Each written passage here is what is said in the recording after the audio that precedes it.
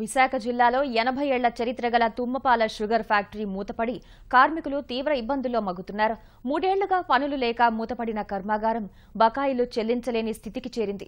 ఫ్యాక్టరీకి 200 కోట్ల రూపాయల విలువైన స్థిరాస్తులు ఉన్నా ప్రభుత్వం చర్యలు తీసుకోకపోవడం వల్ల ఇబ్బందులు తప్పటం లేదని కార్మికులు ఆవేదన చెందుతున్నారు.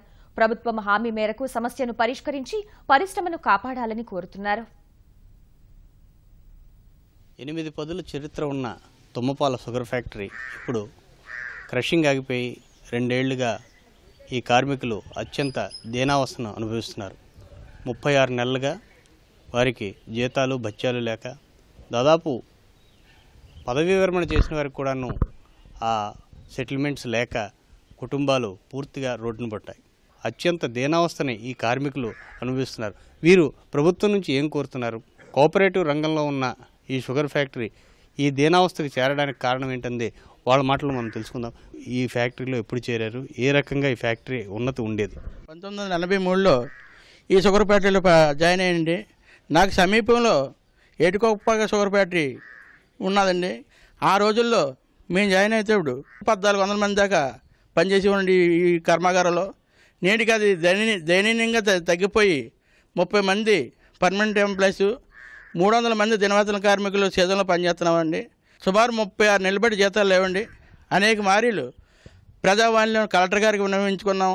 అలాగే సీఎం గారి సభలు ఎక్కడ జరిగినా సరే సీఎం గారి సభలకు వెళ్ళి మేము ఉన్నత పత్రాలు ఇవ్వడం జరిగిందండి. ఏదో ఫ్యాక్టరీ అభివృద్ధి చెందుతుంది, దానివల్ల మేము కుటుంబాలు బాగుపడతాయని మేము అనుకునేవాళ్ళమే.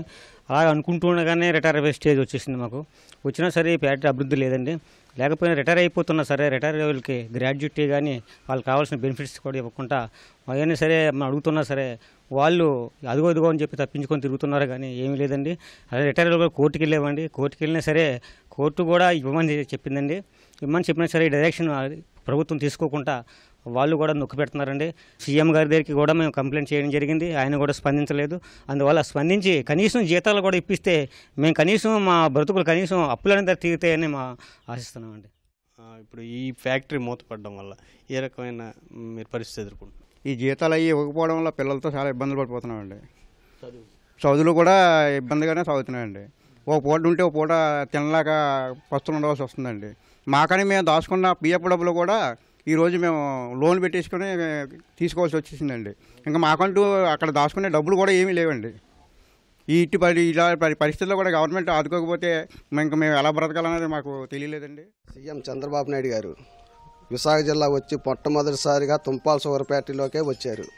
3 నెలల్లో మీకు పరిష్కారం చేస్తాను, మీకు మంచి రోజులు వచ్చాయి, మీ రైతుల బకాయిలు కూడా తీరుస్తాను, దీనికి ఒక కమిటీ వేస్తున్నాను, ఆ కమిటీ ప్రకారంగా మీకు 3 నెలల్లో పరిష్కారం చేస్తానని హామీ ఇవ్వడం జరిగింది. దాంతో కొండంత ఆనందపడ్డాము.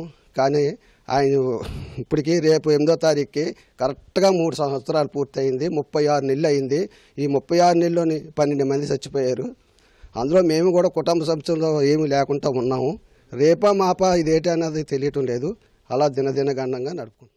మా ఎంప్లాయీస్ ఇన్ని నెలలు జీతాలు లేవు కాబట్టి ఎలాగ బతకాలి? ఇక అప్పు ఇవ్వట్లేదు, జీతాలు ఇవ్వట్లేదు. ఓరే బాబు మాకు వీఆర్ఎస్ని ఇచ్చారు వెళ్ళిపోదాం అని అంటున్నారు. మాలాంటి వాళ్ళు మేము మాట్లాడితే వీఆర్ఎస్ ఏ బేస్లు ఇస్తారు? అప్పటిలాగా 45 డేస్ ఇస్తే ఎంత వస్తుంది మాకు? ఇప్పుడున్న కాలక్రమేణా దాంట్లో పెరిగిన రేట్లు పెట్టి కానీ చదివిపించుకోవాలంటే దాని రేట్లు కానీ తినాలంటే దాని రేట్లు కానీ ఈ లోకల్లో బతకాలంటే దాని వేరియేషన్ దాని మీద మాకు ఏదైనా పెంచి అది కూడా చెప్పాం. మాకు 90% ప్రకటన చేసి పిఆర్సీ దాన్ని ఇచ్చి కల్పించి ఇప్పుడు పిఆర్సీ అంటారు కదా, అది కూడా దాన్ని ప్రకటన చేసి కంటిన్యూ చేసి ఆ బేస్లో వీఆర్ఎస్ ఇచ్చేయండి వెళ్ళిపోతాం. ప్రభుత్వ తప్పిదాలు, ప్రధానంగా ప్రభుత్వం చేసిన తప్పిదాల వల్లే ఫ్యాక్టరీకి ఈ దుస్థితి రావడానికి కారణం అనేసి వీరు అభిప్రాయపడుతున్నారు. అలాగే ముఖ్యమంత్రి స్వయంగా ఈ ఫ్యాక్టరీకి మంచి రోజులు వస్తాయని చెప్పిన తర్వాత కూడా 3 ఏళ్ళు అవుతున్నా ఇప్పటి వరకు ఆ దిశగా ఒక్క ప్రయత్నం కూడా జరగకపోవడం వీరిని తీవ్ర ఆవేదనకు గురిచేస్తుంది. కేవలం కె శ్రీనివాస్తో కూర్మరాజు, ఈటీవీ న్యూస్, అనకాపల్లి నుంచి.